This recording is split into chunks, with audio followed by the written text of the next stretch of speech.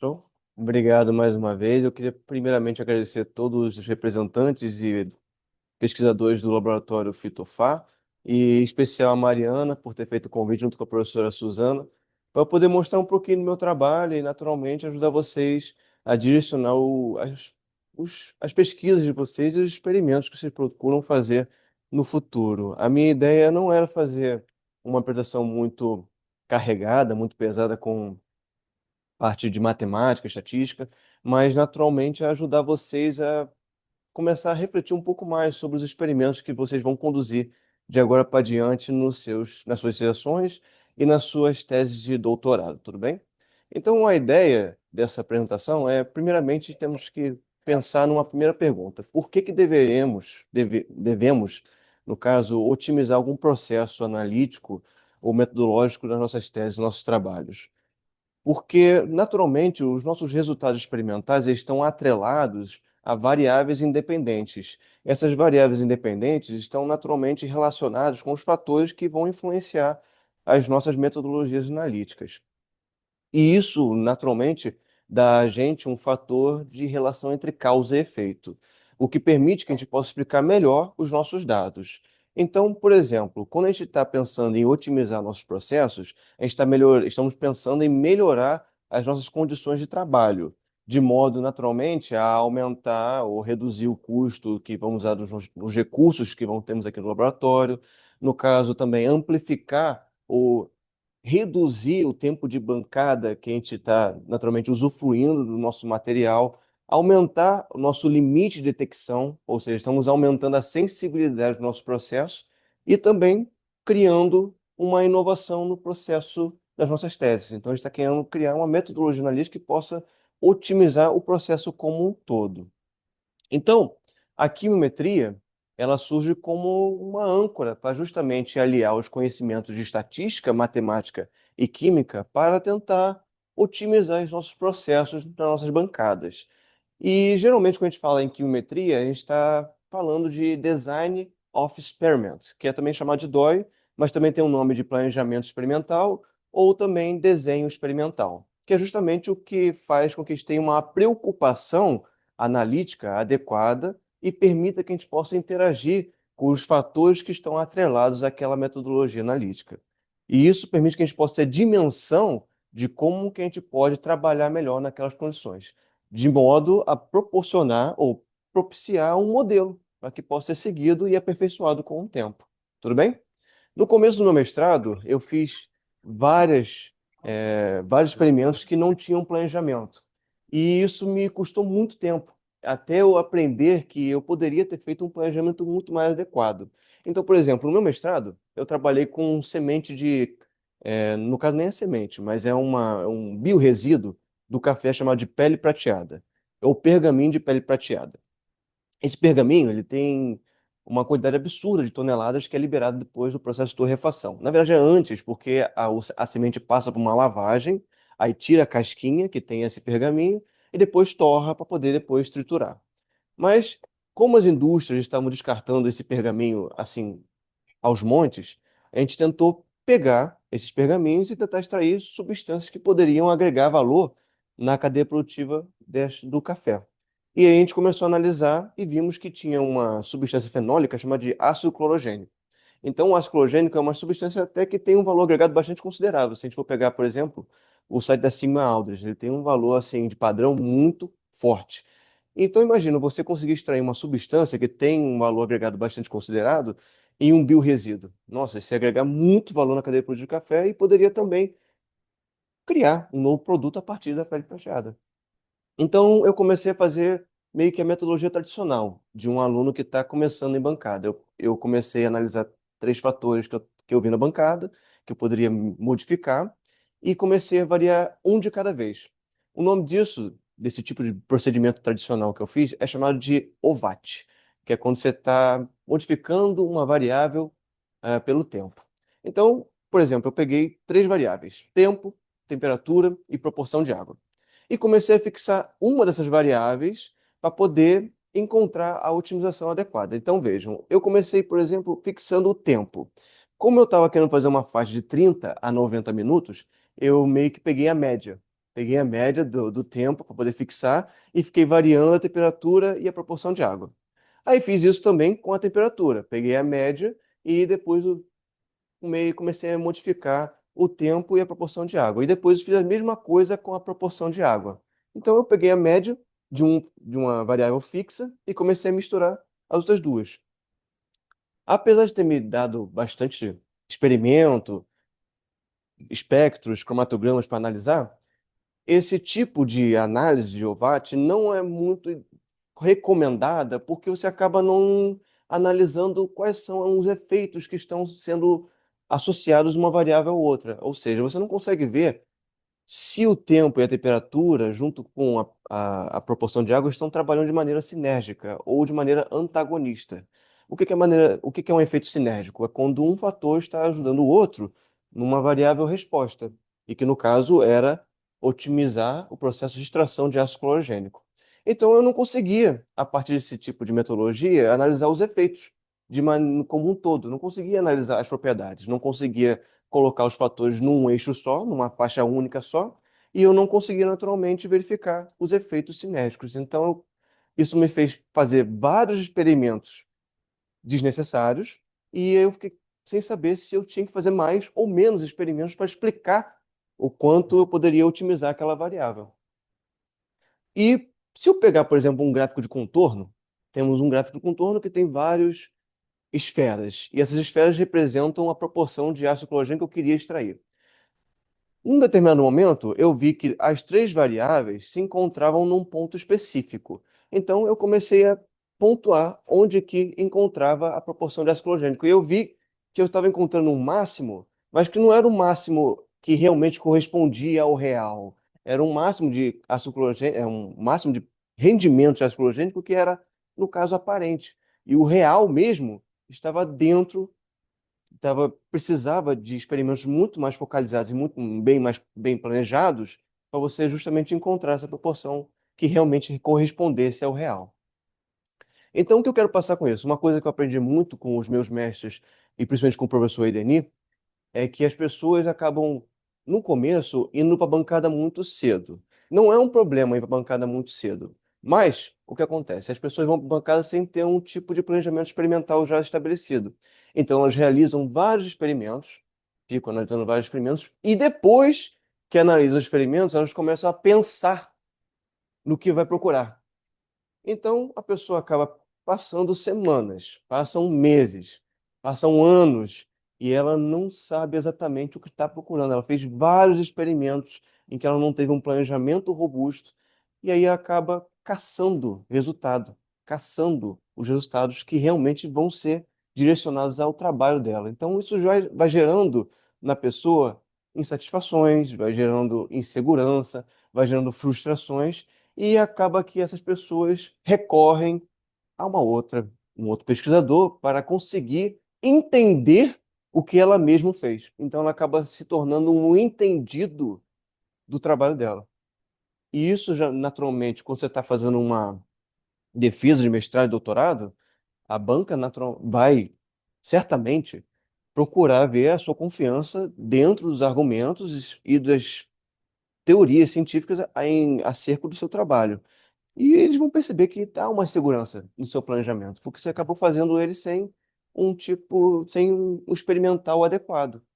Então, o que que eu quero passar aqui?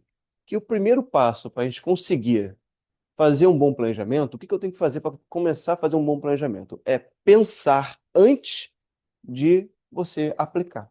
Então, você fazer o levantamento bibliográfico, analisar bem as suas variáveis, projetar os experimentos para justamente promover um planejamento muito mais robusto. Então, qual é a chave? Quais são as perguntas-chave que nós temos que fazer sempre antes de começar qualquer planejamento? É saber o que que eu pretendo obter, quais são as variáveis que eu quero analisar, qual é a forma que eu vou tratar os meus dados? Eu vou usar o Xcalibur, eu vou usar o Mestra Nova, vou usar o Octave, Chemoface, R. Quanto tempo demora? Será que as informações que eu vou encontrar no meu planejamento vão ser úteis? Eu vou selecionar uma parte do que eu pesquisei ou vou usar todas as informações? Então você precisa, naturalmente, ver quais são as variáveis que influenciam na resposta do seu tratamento. Esse é o primeiro ponto. Quais são as variáveis que influenciam no objetivo que eu quero alcançar? Uma coisa que o meu mestre, o professor Valdir, fala o tempo todo é que uma coisa que o professor Valdir, isso é uma mania dele, mas é uma mania bacana. Ele não permite que, principalmente os alunos de mestrado, já entram na bancada logo de início. Ele quer que a pessoa conheça o laboratório, conheça a vidraria, faça um levantamento do inventário do laboratório, faça uma arrumação prévia. Por quê? Você somente vai começar a fazer experimento quando você tiver conhecimento do seu ambiente, quando tiver conhecimento de como desempenhar um bom planejamento experimental. Então, uma coisa que ele fala sempre é, ele nunca permite que os alunos de mestrado, principalmente de mestrado, doutorado, como já passou por uma etapa de defesa, já fizeram alguns experimentos já tem uma certa experiência, ele não fala muito isso para os alunos de doutorado, mas para o mestrado, principalmente, que está chegando, ele fala: antes de você ir para a bancada, você precisa saber o que você está procurando, o que você vai analisar, quais são as viabilidades do laboratório, da vidraria, do equipamento que permitem você fazer aquele trabalho. E uma outra coisa que ele e a minha mestra Nanda fala bastante é que você tem que ler, ler e reler todos os artigos que estão direcionados no caso, a matriz que você quer trabalhar. E uma coisa que a Nanda fala bastante é que os dados que eu vou obter, os dados que a gente vai adquirir ao longo dos experimentos, eles são tão bons quanto o planejamento que você vai fazer. Por que que ela fala isso? Porque você faz um planejamento, às vezes, direcionado para uma coisa. Mas os dados são tão enriquecedores que você pode procurar outras coisas que você nem imaginava. A ideia é os dados que você vai desenvolver, o único que consegue naturalmente explicá-los adequadamente é você. Então você tem que sempre focar em como vai desenvolver seus dados da melhor forma possível. Então você precisa ter um conhecimento prévio. E esse conhecimento prévio é através de levantamento bibliográfico. Quando você faz um levantamento de vários artigos, seja através dos Scopus, você pode também usar o Public Media, Google Acadêmico, Elsevier, todas as bases de dados já ajudam muito você a ter uma ideia de como triar as variáveis. Quais são as variáveis que eu quero estudar? Elas são variáveis qualitativas, ou seja, que envolvem uma característica específica, ou envolve um equipamento, o tipo de catalisador, o tipo de solvente, ou é uma variável quantitativa, que eu estou naturalmente vendo o número, a quantidade. É tantos por cento de etanol, é tantos por cento de algum tipo de reagente, é a temperatura, o tempo de extração. Então, todos esses fatores permitem que a gente possa criar uma faixa de trabalho, que a gente possa estabelecer uma organização analítica para não se perder e ter um tempo cada vez mais aproveitado, permitindo que a gente possa ter uma viabilidade não só financeira, mas também uma viabilidade também ambiental e econômica no trabalho. Tudo bem? Bom dia. Bom dia. Tranquilo, pessoal?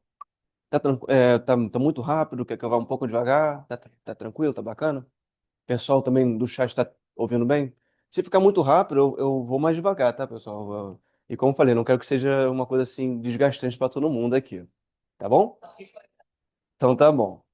Uma coisa que, além do levantamento bibliográfico, uma coisa que, no começo, assim, de qualquer trabalho, o professor Valdir permite que a gente possa fazer trabalhos paralelos. Então, a gente não trabalha só com a nossa matriz principal, desculpa, com a matriz principal da tese. A gente trabalha com outras matrizes vegetais, o que permite que a gente possa ter uma visão científica muito mais ampla. Então, uma coisa que eu sempre faço quando eu trabalho com uma matriz diferente daquilo que eu não estou familiarizado, é fazer o que nós chamamos de diagrama de Chakaura, que é o gráfico de espinha de peixe. Então, isso é uma forma, uma ferramenta que permite você triar mais adequadamente as suas variáveis. Então, por exemplo, falando um pouquinho mais da minha tese, eu trabalho com casca de banana, que é outro biorresíduo. O professor Valdir gosta muito de trabalhar com biorresíduos, que a ideia sempre é otimizar os processos extrativos desses biorresíduos para obter substâncias de valor agregado considerável. Então, com a casca de banana, eu pretendo obter galato de epigalocatequino, que é um flavonoide. Um flavonoide que é muito encontrado em chá verde, assim, encontrado em bastante concentração. Mas, na casca de banana, ele tem uma concentração minoritária. Então, o que eu preciso fazer para sair da casca de banana e alcançar o galato de epigalocatequino? Então, o gráfico de spin de peixe me permite ter essa visão. Então, é como se eu estivesse criando uma coluna vertebral. E esses traços, essas ramificações, elas correspondem às variáveis que eu quero naturalmente modificar ao longo dos meus experimentos. Então, eu vi com o levantamento biográfico que, por exemplo, a metodologia analítica, a metodologia de extração que eu vou utilizar, ela pode influenciar o galato de pigalocatequina, assim como o tamanho de partícula, porque naturalmente, se você tem um tamanho de partícula muito grande, você não interage bem com o solvente, e se tiver um tamanho de partícula muito pequeno também, você não consegue solubilizar a sua amostra. Tempo de extração, temperatura, porque flavonoides são muito termosensíveis, então você tem que saber dosear a temperatura, e uma proporção de etanol, no caso um solvente hidroalcoólico adequada, porque como eu estou trabalhando com casca de banana, existe uma grande probabilidade de eu extrair açúcar. Então eu não quero extrair só açúcar, eu quero extrair flavonoides que têm uma cadeia intermediária, uma polaridade intermediária. Então eu tenho que dosear essa proporção de etanol. Então quando eu fiz esse gráfico de Chicago, eu vi. Então no meu planejamento experimental, eu tenho que saber modificar esses parâmetros para poder obter um planejamento mais robusto e mais adequado. Então, de maneiras gerais, o que eu pretendo, qual é o objetivo e qual é a perspectiva quando eu consigo pensar antes de fazer um experimento? É justamente obter um trabalho muito mais prático, com muito mais robustez, com uma confiança analítica muito mais recomendada. Por quê? Eu consigo usar o meu tempo e os meus recursos de maneira muito mais adequada. Eu consigo aumentar a precisão de análise dos meus experimentos. E, naturalmente, que o meu modelo que eu estou representando no meu trabalho, ele acaba refletindo um pouco no que é real, no que é a realidade química daquele experimento. Tudo bem? A segunda etapa de quando a gente está querendo fazer um planejamento é justamente executar o planejamento. Para executar o planejamento, tem alguns conceitos que é importante a gente saber, que são as variáveis, que também são chamadas de fatores. Então, variáveis e fatores é a mesma coisa. E geralmente eles vêm com uma sigla N. Qual é o papel das variáveis? É justamente você modificar as variáveis para poder condicionar o seu desenho experimental. Essas variáveis, elas são agrupadas em níveis, que é como se fosse a nossa faixa de trabalho. Esses níveis, eles vão de -1 até +1. E eles têm a letra correspondente aos níveis, é K, tá bom? E Oi? quando eu tenho... Opa, que isso levei um... Bom, quando eu tenho os níveis associados aos fatores, eles vão estar naturalmente interagindo, influenciando uma variável resposta, que é aquilo que eu quero naturalmente observar, aquilo que eu quero ver como resultado do meu experimento. Tá bom? Pessoal, depois eu posso distribuir também os slides também, se o pessoal do Fitofar quiser, eu distribuo, não tem problema não, tá? Uma coisa que é muito comum nos livros de delineamento experimental é uma representação de triângulos equiláteros, como se fosse uma escada. Então, nós temos esses três triângulos, por exemplo. Eles representam como que a gente tem que pensar o nosso planejamento. Então, de lilás, eu tenho o número de experimentos que eu vou desenvolver. Então, pensando que a ponta desse triângulo é onde eu tenho números maiores, é onde eu tenho mais experimentos que eu vou desenvolver. O que está em azul é o número de variáveis. Então, o número de variáveis e o número de experimentos, eles estão tendo uma relação de proporcionalidade. Então, se eu tenho muitas variáveis, eu naturalmente que eu vou ter muitos experimentos no começo. E o que está em verde é o que a gente chama de conhecimento do assunto.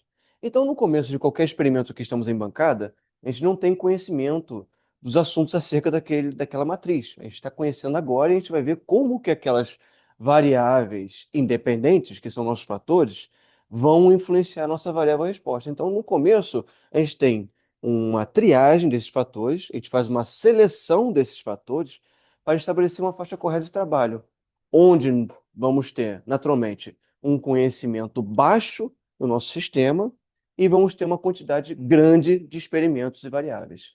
Então, o meu N, que no caso seria um número de variáveis, ele vai de 4 para cima. Tudo bem? Então, ou seja, vai ser experimentos numa exponencial de 4 para cima. Daqui a pouco eu vou explicar o que quer dizer essa exponencial. Agora, quando eu já tenho noção, quando eu já passei pelo processo de conhecimento da minha matriz e das variáveis que vão ser significativas no meu planejamento, agora a gente começa a pensar mais para a ponta direita. Ou seja, eu começo a descer esse triângulo lilás. Então, eu vou começar a ter menos experimentos, menos variáveis que eu vou analisar, e eu vou começar a ter mais conhecimento acerca do assunto. Isso vai fazer com que eu tenha uma, um espaço amostral menor, mas que eu tenha uma rigorosidade analítica muito maior, a fim de, naturalmente, encontrar as melhores condições de trabalho que vão otimizar aquela variável resposta. Tudo bem? Show? Então, no começo, a gente tem muitos experimentos, muitas variáveis e pouco conhecimento acerca do assunto. Depois que a gente analisou as variáveis, a gente vai ter uma baixa quantidade de experimentos, uma baixa quantidade de variáveis que vão interferir no nosso trabalho e vamos ter um conhecimento muito maior daquilo que estamos trabalhando. Show? Show de bola. Uma coisa que é muito importante depois que a gente conhece o trabalho, pensa e aplica o experimento, é saber validar ou avaliar o nosso modelo. Uma coisa que é muito importante nos planejamentos é que a gente sempre faça réplicas. Por que a gente precisa fazer réplicas? Porque as réplicas vão permitir que a gente possa, eventualmente, uma situação hipotética que já aconteceu comigo. Eu fiz alguns experimentos e eu fiz poucas réplicas. Por exemplo, eu fiz em duplicata. Geralmente a gente faz em triplicata. Mas um dos experimentos, uma das réplicas no planejamento, estavam contaminadas todas. Então, meio que perdi as minhas amostras e fiquei apenas com um valor só. Então, eu tive só uma unicata, né? Unicata do meu planejamento. E isso acaba inviabilizando que a gente possa usar outras ferramentas estatísticas para poder ter uma análise robusta do meu planejamento. Então, o ideal é sempre fazer réplicas. Então, se eu pegar, por exemplo, 3 amostras, eu tenho que sempre trabalhar com triplicata de cada uma das 3 amostras, o que permite que eu possa ter uma precisão e uma exatidão muito mais adequada e evita de eu, naturalmente, cometer os erros que eu cometi, por exemplo, de perder a amostra e tudo mais. É sempre bom ter réplicas nesse sentido.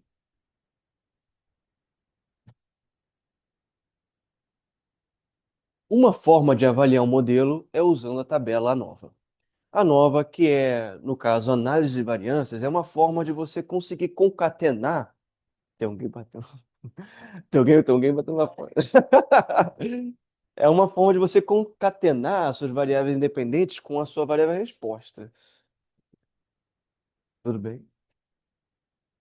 Tá. Deixa quieto, deixa quieto. E verificar se o modelo está correto. Tudo bem? Então, a gente quer, com a nova, verificar se as diferenças do nosso experimento que foram observadas, elas estão de acordo com o modelo que foi estipulado. Uma coisa que está intrínseca na nova é a parte da estatística básica, da estatística descritiva. E aqui a gente tem justamente média, desvio padrão e variância sempre trabalhando em conjunto. A média, que é a soma do nosso no espaço amostral dividido pela quantidade dele.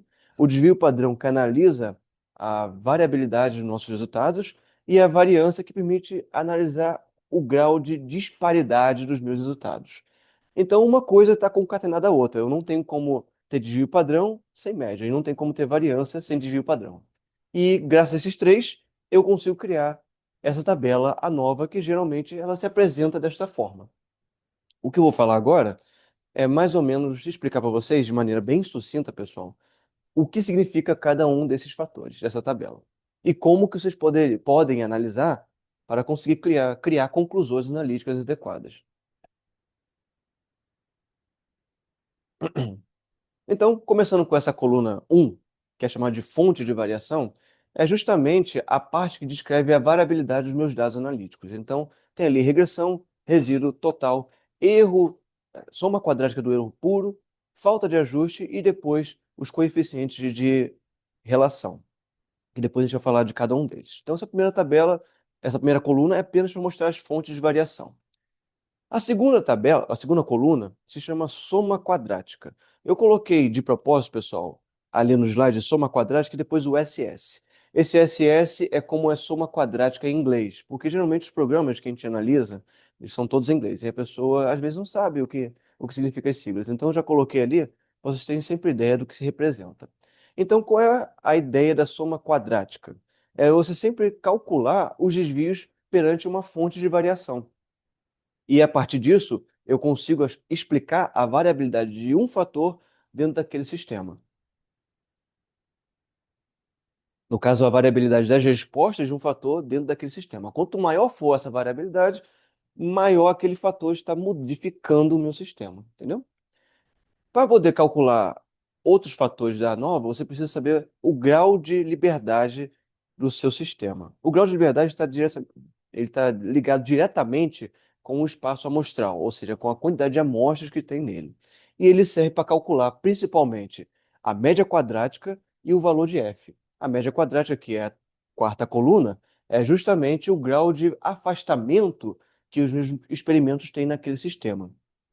E o teste F, que é um teste muito conhecido, ele consegue indicar justamente o quanto a minha variação explicada ela é grande o suficiente para explicar as variações aleatórias do meu sistema, ou seja, são coisas que não estão no nosso controle, que são os erros de equipamento, erros do sistema, erros de alguma amostra, procedimento extrativo que foi feito de maneira errada.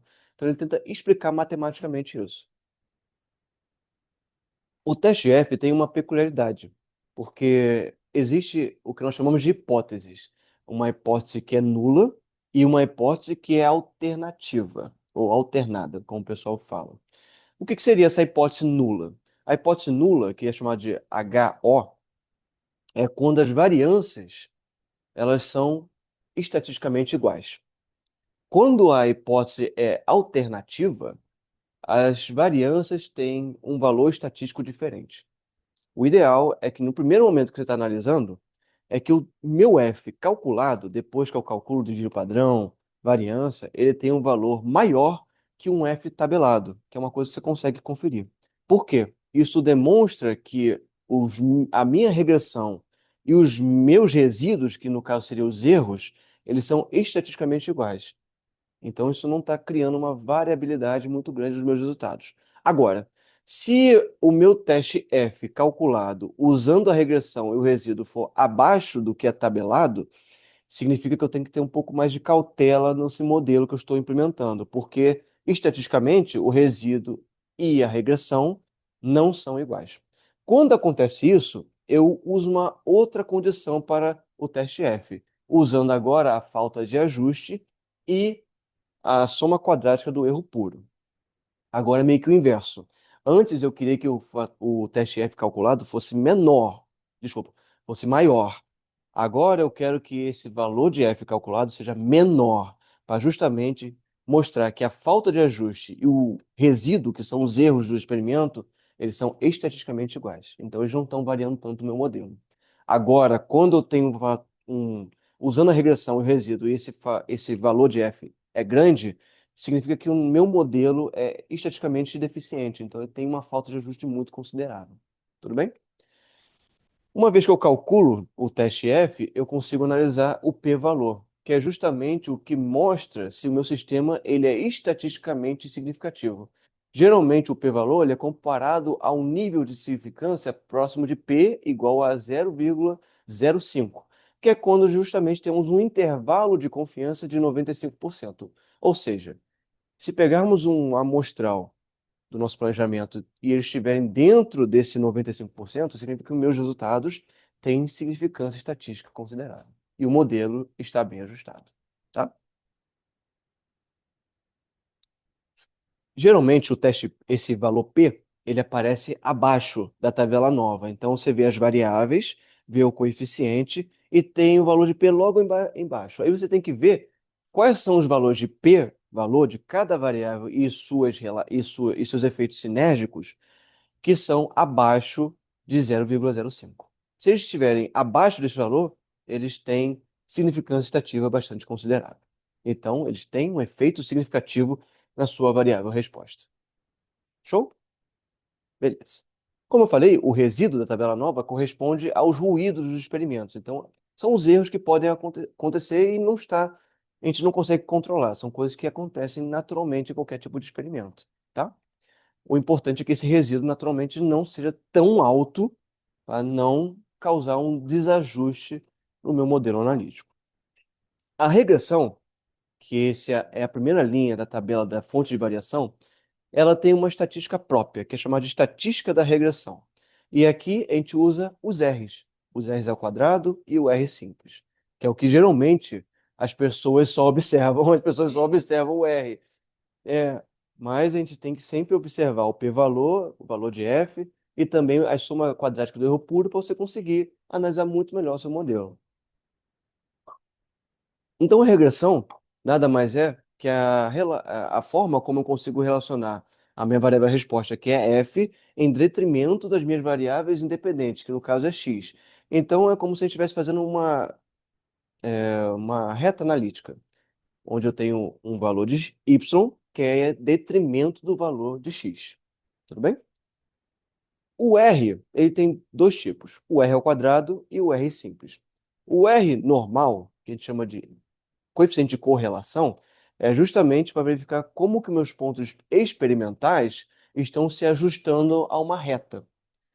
Quando eu elevo isso ao quadrado, eu tenho o coeficiente de determinação, que é justamente o que geralmente o pessoal só observa, porque é o que justamente indica a proporcionalidade dos meus x, que no caso são as variáveis independentes, em relação à variável resposta.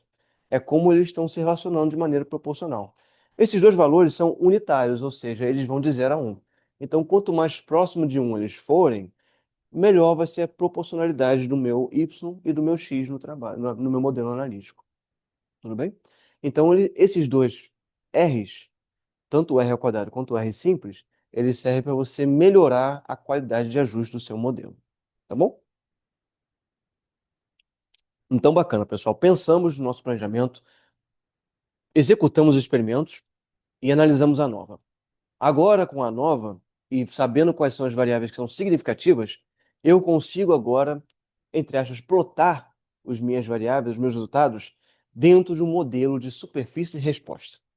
Quando eu consigo já plotar os meus resultados numa superfície e resposta, eu já consigo agora visualizar graficamente, um gráfico tridimensional, quais são os pontos que eu posso otimizar. Quer dizer, quais são os pontos que vão otimizar o meu modelo.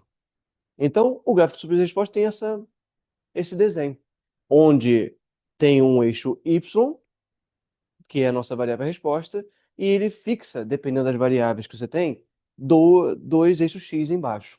No caso, esse foi um dos gráficos que eu fiz na minha dissertação de mestrado. Então, eu queria encontrar um rendimento do ácido, do ácido clorogênico na minha extração, e eu verifiquei, modifiquei e verifiquei que o tempo e a potência do micro-ondas eram as variáveis mais significativas. Então, como que eu consigo agora ver quais são a etapa de otimização?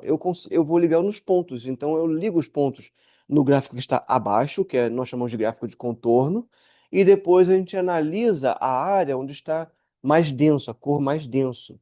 Então, se você fizer, por exemplo, uma legenda, isso eu fiz no meu mestrado, o que está em vermelho é justamente onde tem um rendimento ideal, mais otimizado. E o que está em azul é quando eu não tenho naturalmente um rendimento adequado. Então, as condições que estão próximas do vermelho são as condições que vão permitir que eu possa extrair mais ácido clorogênico.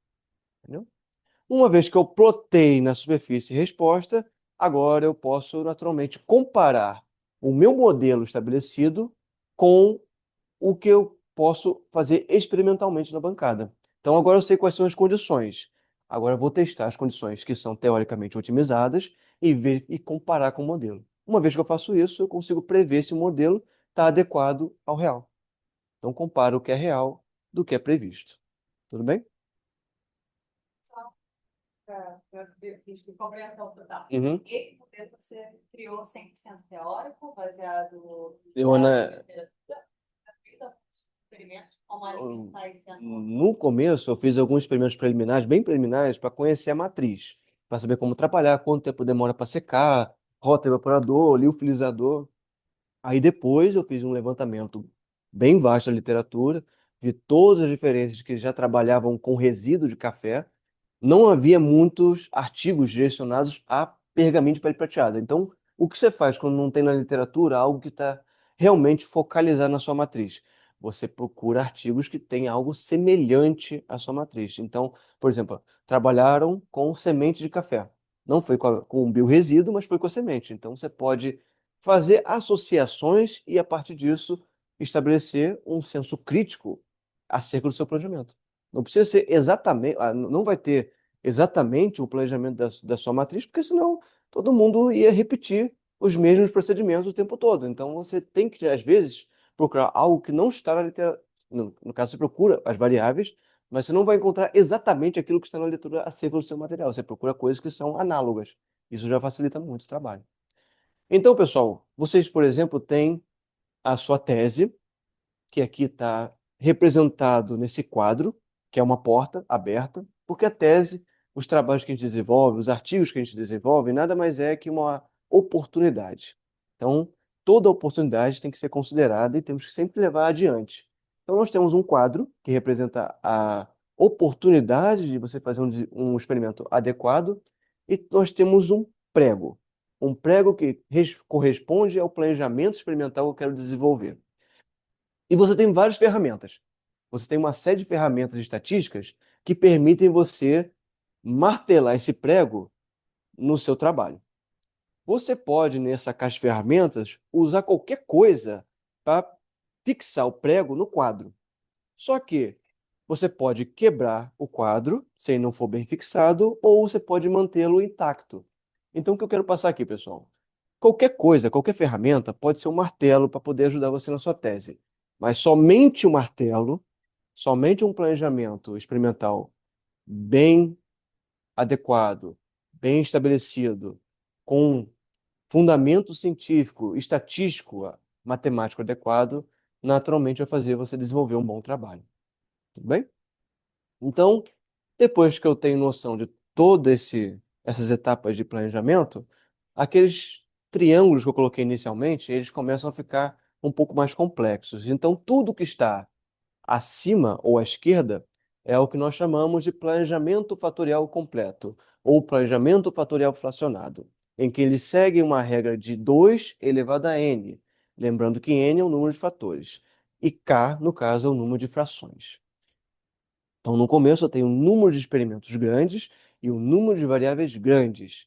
Então, eu faço um planejamento fatorial completo ou um planejamento fatorial fracionado para conseguir estabelecer um padrão, um modelo analítico para todas as variáveis. Depois que eu conheço melhor o meu trabalho, no começo eu não conheço muita coisa, mas depois que eu conheço melhor, eu consigo fazer um ajuste fino. Eu consigo refinar o meu planejamento a partir de modelos de regressão para transformá-los em compostos centrais, box camping, um planejamento tipo Dawlet, Plackett-Burnham, que são planejamentos mais focalizados. Então, no começo, para quem está começando, para quem está iniciando a parte analítica ou está querendo fazer esses experimentos, esses planejamentos experimentais no momento agora, esses dois que eu sugiro, que é o planejamento fatorial completo e o planejamento fatorial fracionado, são os seus primeiros passos. Daí vem o nome da apresentação, geometria dos primeiros passos. Então, esses são os planejamentos que você tem que fazer inicialmente para conseguir entender como trabalhar com o seu modelo analítico, tá bom? Agora eu vou falar sucintamente de cada um deles. E eu vou usar, principalmente no planejamento fatorial completo, um exemplo bem básico para a gente conseguir trabalhar com as ferramentas que nós temos, tá? Então, o planejamento fatorial completo, pessoal, ele estabelece uma relação de 2 elevado a n. Como eu falei, o n é o número de fatores. Então, por exemplo, se eu tiver, no caso, 3 fatores ou 3 variáveis, eu vou ter 2 elevado a 3 experimentos para desenvolver naquele planejamento. Então, no caso, esse planejamento é muito utilizado porque eu estou envolvendo várias variáveis para fazer várias triagens, vários processos preliminares. E justamente a partir disso eu consigo aplicar isso em várias variáveis de resposta, até encontrar um modelo adequado. Tudo bem? Esse 2 que está aqui, tudo bem? Bom dia, bom dia. Esses dois que está aqui, do 2 elevado a n, pessoal, corresponde aos níveis. Então, é minha faixa de trabalho que eu quero utilizar no meu experimento. Esses níveis vão, geralmente, para não complicar a vida de vocês, vão de -1 para +1. Então, todas as variáveis que eu for estabelecer, elas têm que ir numa faixa de trabalho de -1 a +1, porque isso torna o processo uniforme para todas elas. Claro que os valores vão ser diferentes, os valores reais vão ser diferentes. Mas, a nível de código, código de matriz, eles vão estar sempre na mesma faixa, de -1 a +1, tá? Isso ajuda bastante. Então, por exemplo, eu quero fazer um planejamento do tipo 2 elevado a 2. Então, essa, por exemplo, é uma matriz de raciocínio de como fazer um planejamento 2 elevado a 2, onde eu estou aqui tendo duas variáveis. No caso, temperatura, que eu chamei de variável x1, e tempo, que eu chamei de variável x2.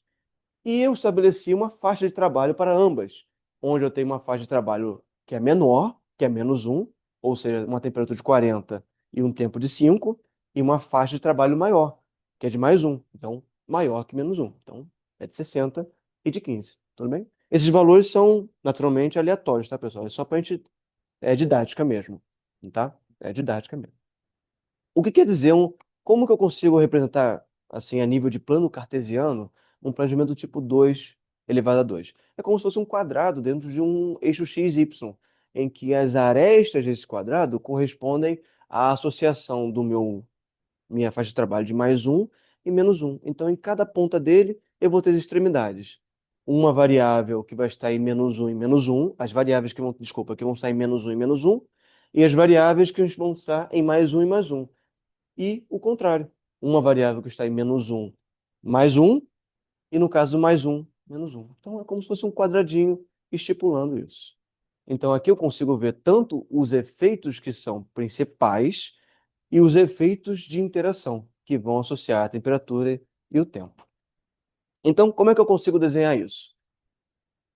O x1 e o x2 nós chamamos de efeitos principais. São os efeitos individuais de cada um dos experimentos. E o x1 vezes x2 é o que nós chamamos de efeitos secundários, que no caso representa a interação entre temperatura e tempo. Para transformar isso em uma tabela, você codifica ela nesta maneira. Mas como que de fato foi feita essa codificação? Como é que foi feita essa ordenação? Não é um planejamento 2 elevado a 2, então, teoricamente, eu tenho duas colunas que remetem às minhas duas variáveis, tempo e temperatura.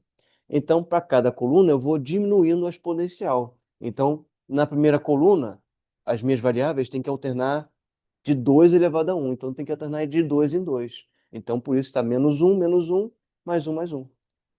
E a segunda coluna, que é a segunda variável, ela vai ter que alternar de 2 elevado a 0, que no caso, qualquer número elevado a 0 vai dar 1. Então, eu vou mudando de 1 em 1. Como esse experimento é um 2 elevado a 2, eu tenho 4 experimentos. E eles ficam desta maneira. Esses são os 4 experimentos que você teria que fazer. Ou seja, começando com o nível -1, -1, +1, +1, que corresponde a 40, 40 e 60, 60, para a temperatura da água, no caso. E o tempo de fusão alternando de -1 +1. Então, de 5 e 15, 5 e 15. Entendeu? Depois que eu tenho noção da tabela como um todo, eu posso juntar. Daí, então, eu consigo ver os valores que são reais em relação aos valores que são codificados. E isso, no final da tabela, está lá a minha variável resposta, que no caso, nesse exemplo aqui, foi a média do rendimento extrativo do meu ácido clorogênico. Hipoteticamente, é isso. Tá bom? Agora eu vou mostrar para vocês no Excel como que eu cheguei na tabela que está ali abaixo, pessoal. Mas já adiantando. Ali está a ordem, que corresponde ao número de experimentos. Então, temos experimentos de 1, 2, 3 e 4. São 4 experimentos. E os efeitos. Não são duas variáveis, então eu tenho um efeito de uma variável, que no caso é x1, o efeito da segunda variável x2, e o efeito da associação entre as variáveis, que é 1, 2, que no caso é x1, x2. E no caso aqui está como 12, tá? Mas no caso aqui, o 12 representa só a associação de um fator, os dois fatores juntos.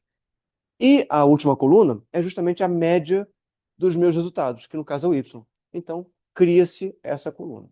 Como é que faz o 12, que no caso é o x1 vezes o x2? Eu multiplico os códigos. Então, eu multiplico menos 1 com menos 1. Quando eu multiplico dois valores negativos, eles se tornam positivos.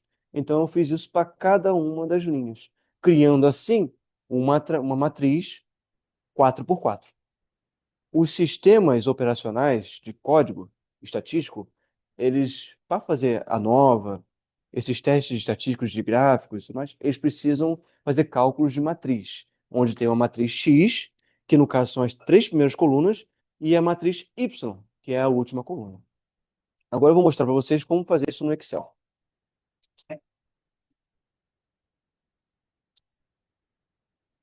Vamos lá. Deixa eu pegar meu mouse. Eu vou mostrar para vocês como faz isso no Excel, como faz isso usando um programa chamado Chemoface e um outro programa chamado de Octave. Então, vou usar três tipos de ferramentas, e aí vocês podem, de acordo com a curiosidade de vocês, trabalhar com qualquer uma delas, tudo bem? Já seria bem bacana. É isso, boa pergunta. O Excel faz parte do pacote Office.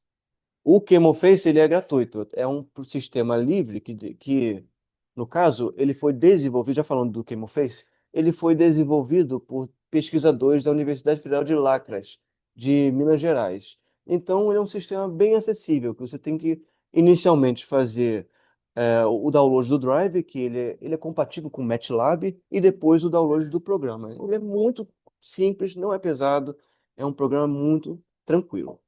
E o Octave, que é algo que o professor Edeni, que foi o professor que me ensinou bastante coisa de quilometria, utiliza bastante, ele é também um programa livre e de fácil acesso, e também o download dele é gratuito também, tá? Agora vamos lá para o Excel. Assim, o Octave, ele também é bem tranquilo de fazer download. Mas o professor Edeni, ele tem um canal no YouTube em que eles têm playlists específicas de como fazer o download desse programa.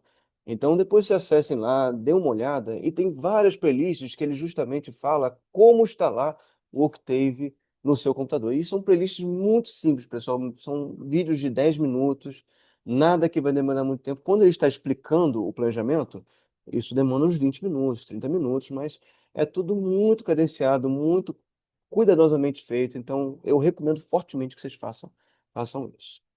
Agora eu vou trocar agora para o Excel. Vamos ver como é que eu troco aqui para o Excel aqui. Tem que interromper um é aqui embaixo? Pera aí. Deixa eu ver aqui, então. Não, tem que interromper o compartilhamento, então vamos lá. Vamos ver se foi. Olha aí, show de bola.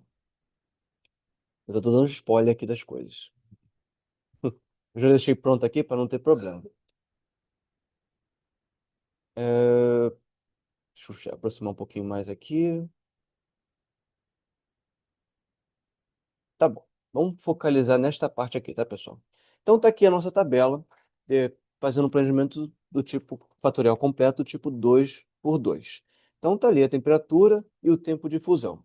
Esses são os valores reais, codificados, de acordo com o 2 elevado a 1 e o 2 elevado a 0. Então tá aqui os valores que estão codificados, e está aqui as réplicas. No caso aqui, hipoteticamente, fiz uma duplicata. Por que que é importante fazer, de novo, por que que é importante fazer duplicatas, réplicas? Porque isso permite que eu possa calcular a nova e fazer uma análise de intervalo de confiança, agregar valor analítico e robustez no seu trabalho. Então, beleza. Agora, pessoal, o que que eu vou fazer? Com esta tabela aqui, eu vou primeiro calcular o efeito de cada um deles. Então, eu pego, não são réplicas, eu vou pegar então a média delas, que está aqui, a média delas, e vou colocar nesta matriz aqui que nós estamos fazendo nos slides. Então, aqui nessa última coluna está nossa variável resposta. E aqui ao lado está a nossa matriz x. Como eu falei, o 12 corresponde à multiplicação do nossa variável um com a variável 2. Para você conseguir fazer essa tabela de maneira muito mais rápida, é só arrastar aqui com esse triângulozinho preto e tudo fica bonitinho. Mas aqui eu não vou repetir, senão eu vou estar modificando o código aqui, tá? Então nós temos aqui o que está em azul, a nossa matriz x, e o que está em vermelho, claro, nossa matriz y. Com essa matriz x e com o y aqui, eu consigo calcular o efeito de cada um dos meus fatores. Então, como é que eu faço isso? Eu multiplico esta variável aqui, o primeiro ponto da minha matriz x, com a resposta. Então, eu vou fazendo isso para cada um deles aqui. Veja, aqui para a variável 2 e aqui para em relação da variável 2 e um na minha resposta. Então, eu crio uma nova matriz, uma nova tabelinha aqui, em que eu pego agora a soma de cada um desses efeitos calculados e divido ela por 2. Por que que eu estou dividindo por 2? Não são quatro experimentos? E esses quatro experimentos são divididos em uma faixa de -1, -2? Então, são dois experimentos -1 e dois experimentos -2. Então, eu divido por 2 porque para poder equilibrar a faixa de trabalho que eu estou fazendo. Então, pessoal, para a variável um, depois que eu somo os efeitos de todas elas com as variáveis de resposta, eu tenho um valor de efeito igual a 17. O mesmo eu faço para a variável 2, que tem um valor de efeito igual a 9, e a interação entre variável temperatura e tempo, que foi de 0,5. Mas Ian, o que quer dizer esses valores? Calma. Se eu pegar esses valores aqui de efeito e elevar eles ao quadrado, eu consigo verificar o quanto essas variáveis em interação contribuem para a resposta da para a resposta da minha variável observada. Então, eu peguei esses efeitos e elevei ao quadrado e somei todas elas. Esse 370,25 correspondem a 100% dos meus efeitos. Então, quantos por cento de 289 estão dentro de 370? Corresponde a 78%. Ou seja, só o tempo, a temperatura do meu processo extrativo influenciou 78% da minha resposta. Ou seja, o tempo, nesse caso, é extremamente importante. O, o tempo, não, desculpa, a temperatura.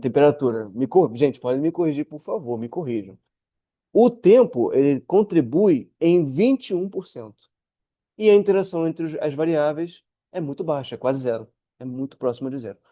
O que que isso permite que a gente possa discutir nas nossas dissertações a nível químico? Significa que a temperatura, conforme eu vou modificando a temperatura, eu consigo extrair melhor o componente químico da minha matriz. Isso faz sentido porque quanto maior a temperatura está sendo elevada, mais as moléculas estão se mexendo, o solvente extrator está interagindo melhor com a parede celular, e isso permite que eu possa extrair mais substâncias. Então, tem um valor matemático, estatístico e químico, todos juntos.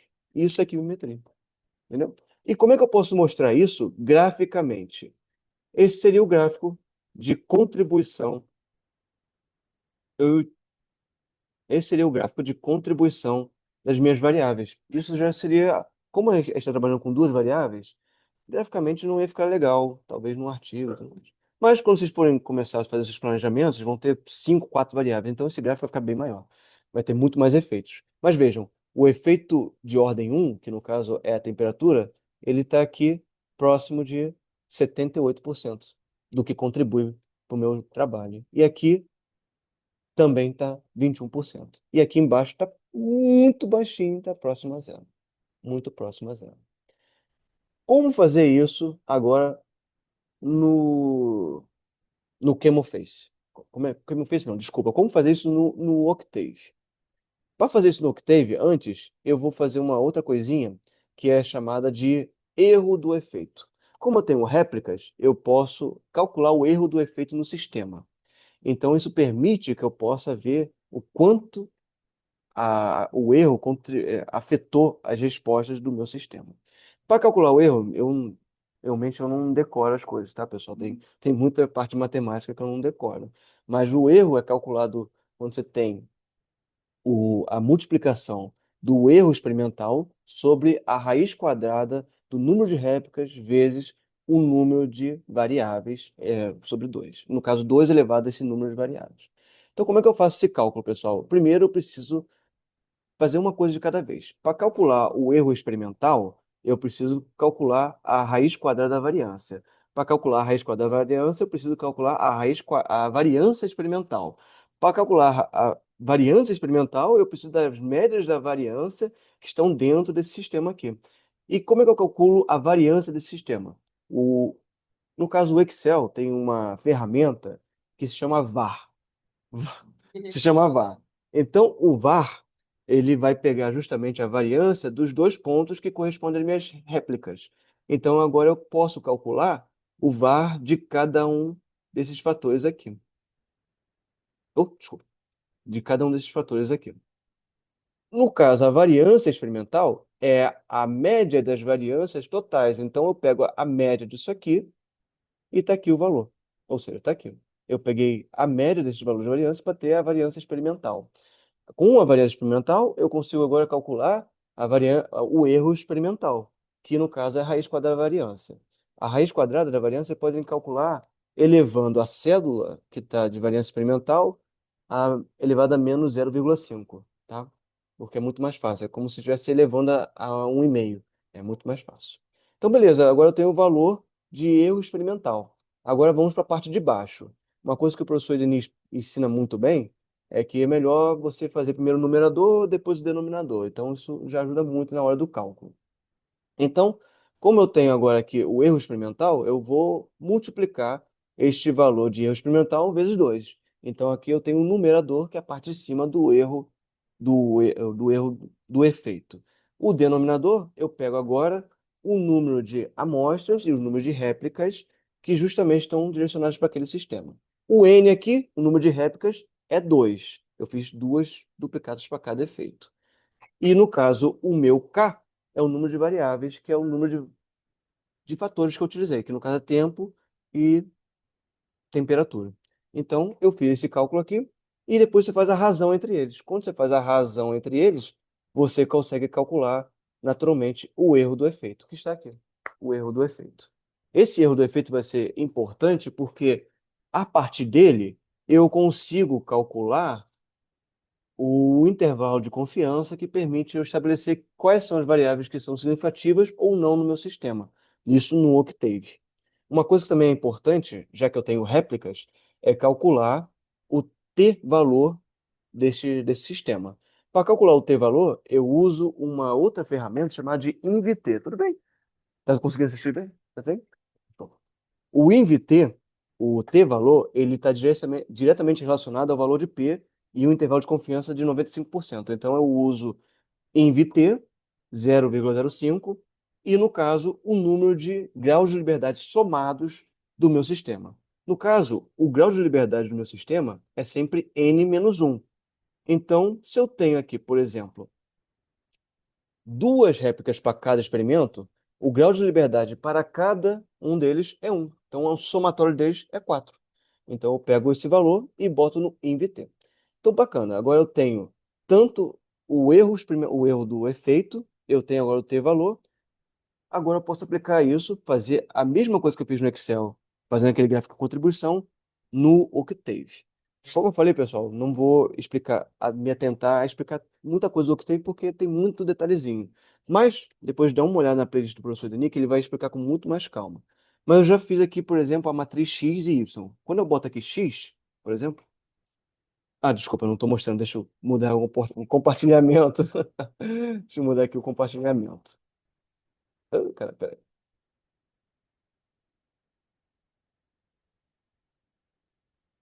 Ver se vai chegar ali. Pronto, chegou.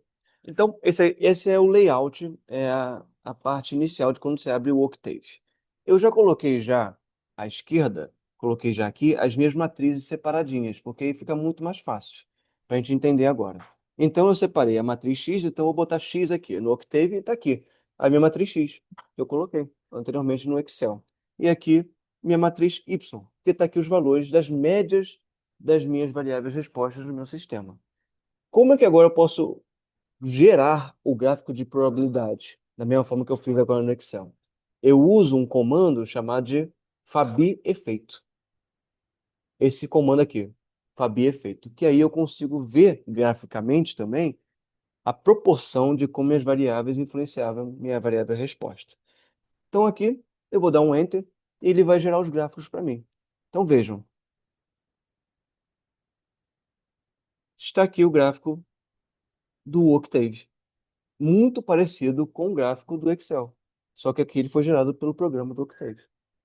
Uma outra coisa que o Octave permite é analisar este outro valor aqui. Este aqui, vou até ampliar um pouco, vou ampliar aqui. Isso aqui é um gráfico de probabilidade. O que quer dizer? O 1 aqui corresponde ao efeito 1, que no caso é o x1, que é a temperatura do meu processo. O efeito 2 é o tempo do meu processo, do planejamento 2x2. E aqui está a interação entre tempo e temperatura. Vejam, pessoal, que no intervalo de confiança, que é o que está entre vermelho e azul, isso é chamado de intervalo de confiança, o meu 3 ele está muito próximo de zero, então ele não tem significância estatística adequada. Então isso mostra que ele não influencia a minha variável resposta. Mas vejam que o número 1 ele está muito afastado desse intervalo de confiança. Então ele está tendo uma influência significativa nos meus resultados. A mesma coisa acontece com o 2. Só que o 2 ele está muito próximo desse intervalo de confiança. Ele tem uma importância, mas não tanto quanto o número 1 que está aqui. Então, graficamente, você consegue ver como é que as variáveis de vocês conseguem interferir no trabalho de vocês. Entendeu? Esse aqui é um que nós chamamos de gráfico de Pareto. O gráfico de Pareto, ele permite analisar também quais são as variáveis. É uma outra forma de você analisar como que as suas variáveis são significativas para aquele sistema. Esse traço aqui corresponde ao p-valor igual a 0,05, que no caso corresponde a um intervalo de confiança de 95%. Então, se meus valores forem abaixo de p igual a 0,05, significa que eles têm significância estatística adequada. Eles são significativos para o meu trabalho. Então, a tendência é que os efeitos dele tenham um valor acima do p-valor. Então, por isso que ele está aqui para cima. Por isso está aqui. Então, é uma maneira de você também visualizar como que os efeitos são positivos e negativos e se eles são significativos para o seu trabalho. Entendeu? Usando o Octave. É a mesma coisa que fizemos agora no Excel. Beleza, pessoal? Vou agora fazer esse gráfico de Pareto no Chemoface. E vou fazer também agora um gráfico de superfície de resposta, para você conseguir enxergar qual é a sua área de otimização que permite ver seu trabalho. Então, vou mudar aqui de novo o compartilhamento. Pessoal, também eu não me atentei ao tempo de apresentação, então só para, tá? Se vocês acharem que eu tenho que encerrar, vocês falem para mim, por favor. Então vamos lá, para o Chemoface agora. O Chemoface ele é um programa bem simplesinho, pessoal, é muito tranquilo. Ele tem essa parte aqui inicial que é chamada de Experiment Design, que é o design de experimento. Então você vai clicar aqui. Clicando aqui, ele vai abrir uma outra aba que não apareceu, então eu vou ter que mudar o compartilhamento, que está aqui. Esse é o layout do Chemoface. Como é que funciona? Você pode aqui em cima selecionar o tipo de design que você vai trabalhar. Então aqui tem um fatorial completo, tem aqui o fracionado, composto central, Plecht-Burman e experimentos misturados. O que nós vamos usar agora aqui é o fatorial completo. No caso, quantas variáveis que eu utilizei para esse trabalho? Usei apenas duas variáveis, que é o tempo e temperatura. Então tá aqui. Quantas réplicas eu fiz? Eu fiz só duas réplicas. Eu posso fazer bem mais, mas aqui no caso eu fiz réplicas. E eu não usei pontos centrais. Não usei pontos centrais.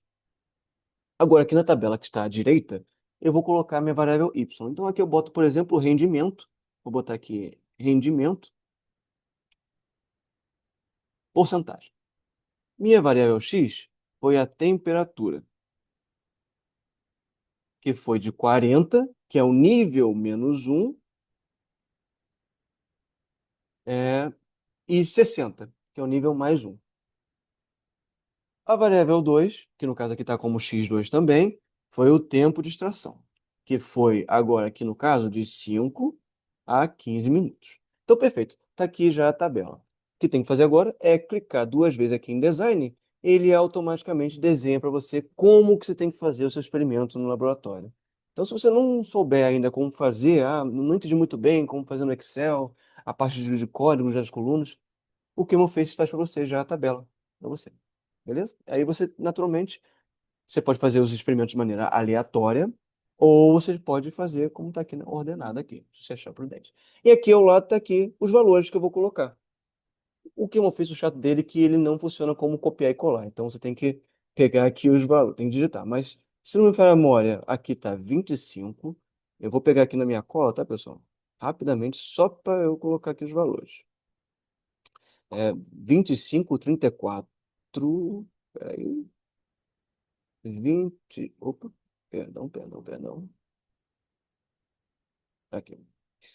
25, 34, 41 e 51, não é? 55, desculpa, 55. Opa, aqui.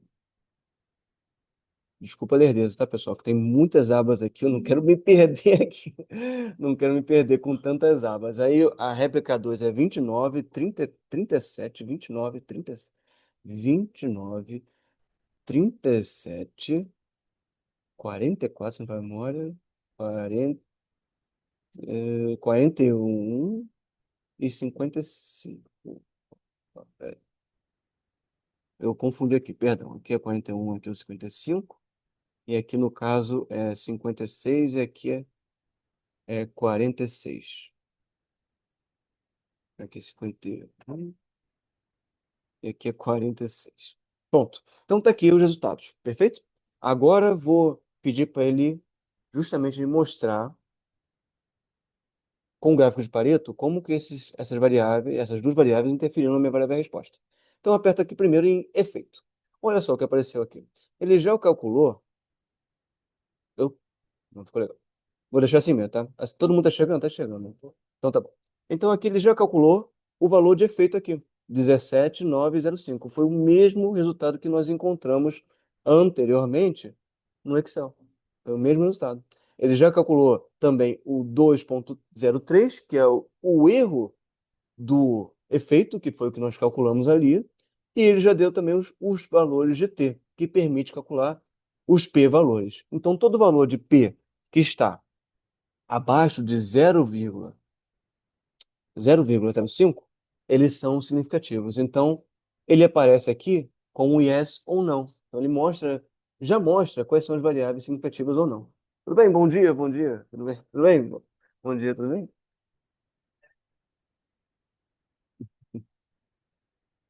Aí ele já mostra aqui quais são os valores que são significativos ou não. Aí ao lado aqui, você pode clicar em Parity Chat, que é a mesma coisa que o gráfico de Pareto. Então ele já dá aqui o gráfico de Pareto também. Olha aqui, com os valores de efeito, aqui com o p-valor passando, ou seja, o efeito dele passou o intervalo de confiança. Então ele é significativo estatisticamente. E aqui está o valor do efeito aqui na pontinha. Vejam que os valores de efeito deles são positivos, então eles têm um efeito positivo na minha variável resposta, tá bom? Então vejam, eu usei três ferramentas diferentes para conseguir explicar um resultado só. Então olha quanto vocês conseguem agregar valor no trabalho de vocês só usando duas variáveis, só usando duas variáveis. Continuando aqui no Chemoface, ele permite que eu possa fazer o cálculo dos coeficientes. Então, ele já também calcula os coeficientes para que eu possa, consequentemente, gerar um gráfico de superfície resposta. Então, aqui embaixo, eu botei o valor de x como uma das variáveis e o outro no caso, a outra variável x que ele vai fixar, que ele botou como y, mas o y é a nossa variável resposta, aqui está como tempo. Eu aperto aqui em superfície e ele gera este gráfico aqui maravilhoso aqui.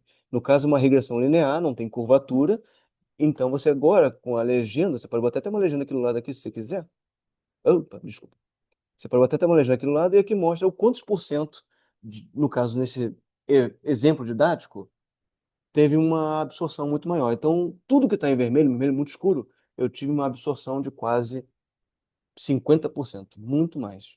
E tudo que está em azul, eu tive um rendimento de extração muito mais baixo. Eu consigo pegar, aplicando aqui, neste íconezinho amarelinho, eu consigo pegar aqui meu mouse e aí eu vejo aqui quais são os valores que representa o ponto ápice de otimização. Então, se eu tenho uma temperatura próxima de 60 graus Celsius, com um tempo de extração de 15 minutos, eu vou ter 52% de chances de amplificar a otimização da minha molécula, do meu sistema. Então, isso é muito bacana. Isso visualmente fica muito bacana botar isso na dissertação, numa tese. Acho que é bem legal. Eu acho que esse exemplo didático deu para vocês verem que dá para usar as ferramentas, temos que apenas conseguir associá-las da melhor forma possível, tá bom? Vou voltar agora para o Excel. Excel não, desculpa, para o PowerPoint. Já estou terminando, tá, pessoal? Para não segurar vocês para o almoço, tá? Estou terminando já. Voltando aqui para o Excel, PowerPoint. Voltando aqui, já estou terminando já. Então, como eu falei, vocês podem ir lá na playlist do professor Denis e ver como baixar o Octave. É muito simples, muito rápido, é bem bacana, vai ser legal. O Camel Face, como eu falei, ele funciona com esse layout. Depois eu fiz o experimento 2 por 3, ou seja, eu amplifiquei o número de variáveis. Antes eu tinha duas variáveis, aí eu, hipoteticamente, criei também um outro. Aí ficou dessa maneira. Eu coloquei agora tempo, eu coloquei tempo não, temperatura, proporção de etanol e proporção entre amostra e solvente. Aí ele me deu essa tabela e no caso aqui eu fiz triplicata. Vejam agora que, de novo, eu consigo ver quais são as variáveis que têm significância no meu modelo, nesse modelo, naturalmente verificando se o meu p-valor está abaixo do p-valor crítico, que é, no caso, com intervalo de confiança de 95, e aí, consequentemente, eu tenho esse outro gráfico aqui. Agora, esse gráfico utiliza três variáveis, não mais duas, como eu tinha antes. E neste exemplo aqui, eu vejo que uma das variáveis, que no caso é a temperatura, que é o x1, que é o último que está nesse gráfico, ele não tem significância na minha extração. Ou seja, eu tenho que focalizar na proporção de etanol, que é o mais significativo, e ele tem um efeito negativo, ou seja, o valor dele está negativo, porque eu preciso pegar a proporção de etanol que está no nível -1 e a proporção de material e solvente no nível mais positivo. Então, tem um efeito positivo, tá? Então, ele fica desta maneira, o layout fica desta forma. E isso permite que no caso, como que eu fiz o cálculo? O cálculo foi mais ou menos parecido com o que eu fiz no Excel. Fiz uma tabela também, uma tabela ali de temperatura, tempo, proporção, e aí depois eu coloquei o código. Quando eu coloquei o código, eu comecei a fazer os cálculos como eu fiz ali, um de cada vez. Mas o Excel tem ferramentas que permitem você otimizar e tornar o processo muito mais rápido. E os vídeos do professor Edemir também ajudam nisso, tá, pessoal? Também ajudam bastante nisso. Com consequência, eu crio esse gráfico aqui de probabilidade. Então vejam, agora, um 2 elevado a 3, eu tenho quantos experimentos? 2 elevado ao cubo. Então, eu tenho 8 experimentos. 8 experimentos me remete a 8 efeitos. Então, todos os efeitos que estão nesta linha estão próximos de zero. Então, eles não têm significância para a minha variável resposta. O que importa para mim é analisar o 3 e o 2, porque eles estão muito mais afastados. Entendeu? Show de bola. O planejamento fatorial fracionado, pessoal, só para a gente fechar realmente, ele trabalha com uma razão de 2 elevado a n-1. Qual é a vantagem disso? Você pode usar muito mais variáveis e você vai ter menos experimentos. Faz sentido para vocês? Por exemplo, 2 elevado a n-1, eu tenho 6 variáveis, mas eu vou fazer menos experimentos que o fatorial completo. Porque esse -1 da exponencial faz com que eu tenha a metade dos experimentos que eu faria no fatorial completo. Qual é a vantagem disso? Você otimiza o seu tempo de bancada e você consegue analisar mais variáveis. Só que qual é a desvantagem? Você não consegue verificar todos os efeitos naquele sistema. Então, por exemplo, se eu pegar 4 variáveis no fatorial completo, eu tenho que fazer 16 experimentos. Se eu pegar essas mesmas 4 variáveis e aplicar no fracionado, eu faço 8 experimentos. assim, dependendo da viabilidade do laboratório, recursos, é vantajoso você usar um fracionado. Mas se você puder usar um fatorial completo, inicialmente, eu sempre recomendo, porque você consegue fazer associações muito mais estatisticamente adequadas, tá bom?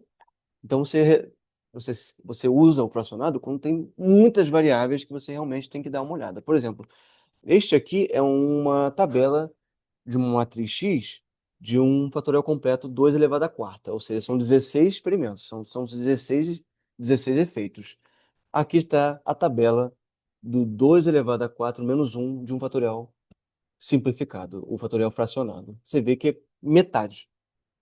Então, como é que eu faço agora o cálculo dos efeitos? Eu tenho sempre que multiplicar uma das minhas variáveis para poder mimetizar os efeitos na minha tabela. Então, em outras palavras, eu tenho essa tabela fatorial que você fazia aquela multiplicação de um efeito com o outro, um de cada vez. Só que o fracionado, você meio que mimetiza as variáveis. Então, a quarta variável mimetiza o efeito um, 2, 3. A terceira variável mimetiza o efeito um, 2, 4. A segunda variável mimetiza o efeito um, 3, 4. Então, o que isso quer dizer? Significa que os meus efeitos individuais estão meio que ofuscando os efeitos de interação tripla, que geralmente nos planejamentos são os mais desprezíveis. A gente analisa geralmente uma interação cinética de dois efeitos, temperatura e tempo, proporção de solvente e método extrativo. É muito raro que três variáveis consigam ter efeitos cinéticos. Muito raro. Então acaba que o fracionado mimetiza isso. Então você tem na coluna 4, a coluna 4, os efeitos da coluna 4 vão ser mimetizados também na coluna um, 2, 3. E assim sucessivamente. Entendeu? Então você acaba meio que tendo esse tipo de conformação. Um, 2, 3, 4 acaba sendo os efeitos triplos naquela tabela. Show! Show de bola. Então você acaba criando as mesmas conclusões do fatorial completo, mas você tem que triar um pouco melhor as suas variáveis, porque a resolução vai de acordo com o seu interesse no seu planejamento. De maneira sucinta, pessoal, para fechar, eu acho que vocês podem, quando forem aplicar o planejamento de vocês podem primeiro triar as variáveis. Então, vocês triam as variáveis, se forem muitas variáveis, vocês fazem um planejamento fatorial fracionado.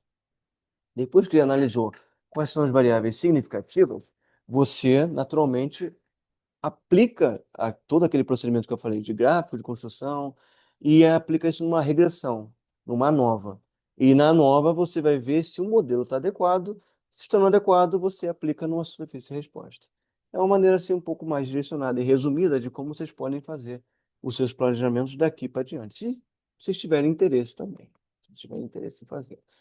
Então, como conclusão, pessoal, quando a gente faz a quimiometria aliada aos experimentos, a um planejamento experimental, eu consigo naturalmente otimizar meus processos, tornando o processo de identificação, de extração, de síntese muito mais rápido, econômico e faz com que você tenha menos frustrações, menos gasto de material, menos recursos que você tem que usar naquele laboratório. Então, você está otimizando não só seu processo, sua tese, mas também deixando o laboratório sempre muito mais funcional, tá? Perfeito? Pessoal, eu queria agradecer muito à professora Suzana. A professora Suzana foi a minha professora da banca, examinadora da minha dissertação de mestrado. Olha, já isso já tem. Eu defini meu mestrado em 2021. E naquela época ainda estava tendo apresentações via online.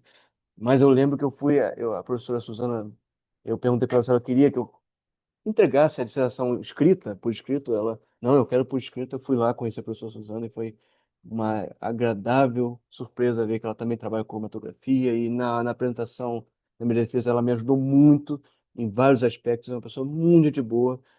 E eu agradecer também a Mariana. Mariana, que eu conheci recentemente também, ela pediu minha ajuda para eu conseguir explicar um pouquinho os planejamentos. Expliquei para ela a partir do livro do professor Denis algumas coisas. E ela falou: pô, o pessoal do laboratório está precisando de ajuda, eles querem ter um direcionamento de como fazer experimentos. Será que você pode ajudar? Eu falei: eu venho ajudar sem problema nenhum. Quando precisarem, eu vou sempre estar aqui. Eu gostaria muito de agradecer também ao professor Edenir, o professor Edenir Pereira Filho, que ele foi o meu mentor na disciplina de quimiometria.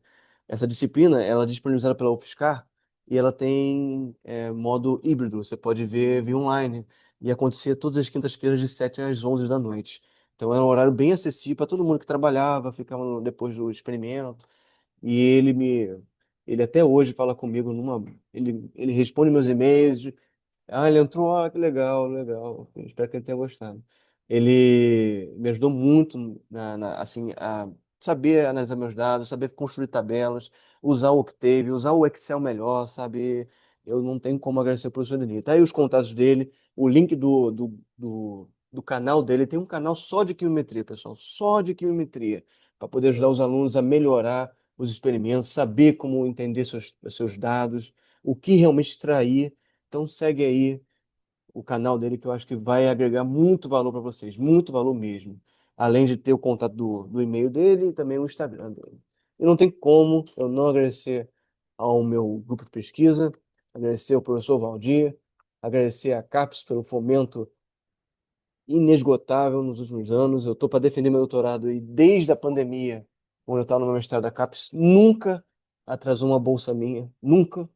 E agradecer ao SUS, porque sem a vacina eu não estaria aqui, não estaria defendendo o mestrado, não estaria aqui fazendo as coisas do meu doutorado. Agradecer muito ao SUS por causa disso.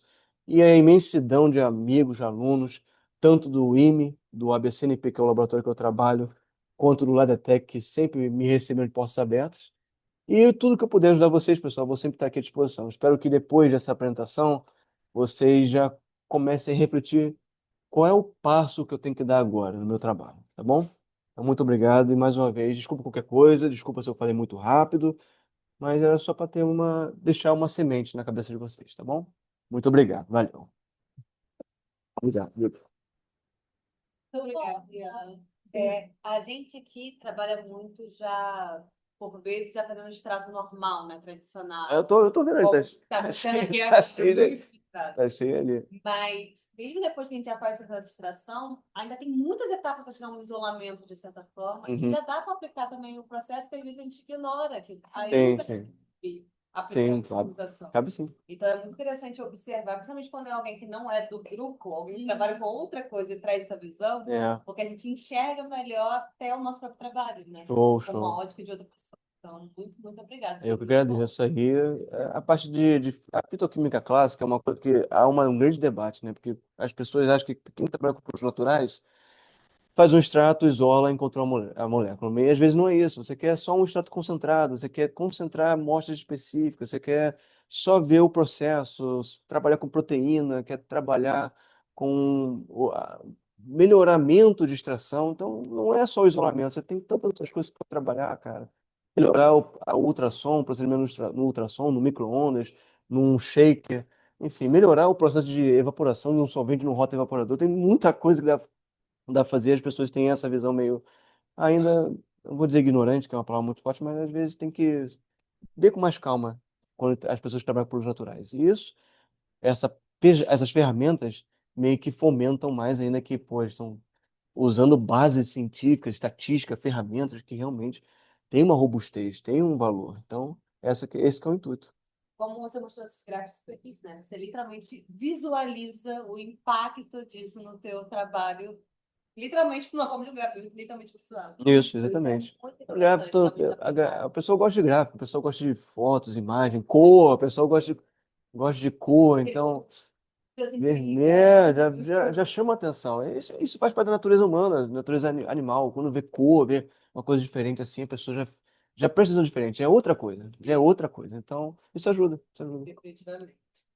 Então, muito obrigada. Olha, o Gabriel deu ótima aula, parabéns, Ian. Obrigado, Gabriel, valeu. Então, agora acho que a gente pode encerrar por aqui. Show, Depois a gente disponibiliza esse vídeo. pode sim. E se você puder mandar para a Bia ou para a Mari A esses apresentação eu mando sim, slides, que aí elas compartilham com o resto das mando sim. pessoas. Tá bom, Obrigada. Obrigada por ficar até o final do dia. E valeu. Obrigado a todo mundo. Valeu.